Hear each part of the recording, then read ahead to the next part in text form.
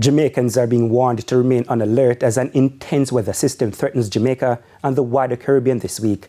US-based meteorologist Brian Shields issued a critical update on the outlook for Jamaica and the wider Caribbean.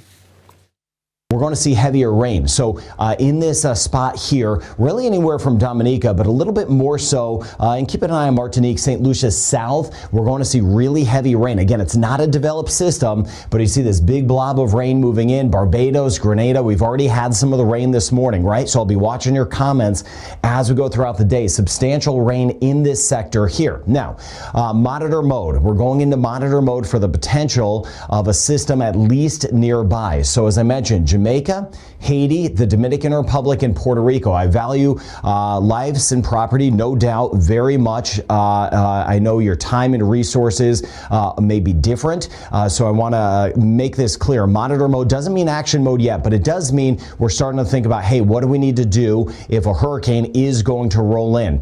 Action mode is the next step. That's when we make those full throttle preparations for a hurricane. Right now, we're in monitor mode, so I do appreciate you spreading the word about this system. Jamaica, Haiti, the DR, back through Puerto Rico for the potential of a system nearby. Still a lot of uncertainty with the track, but what may develop in the Caribbean may get pulled north. Now, this may shift eventually, watching Cuba, Cayman Islands. We'll keep an eye on Nicaragua, Belize, for example, Honduras. We'll see how this plays out. I'll show you both scenarios in this video, but we're now in monitor mode. That's a heightened state, not action mode yet, in spreading the word about a potential system that could be nearby late in the week and by the upcoming weekend.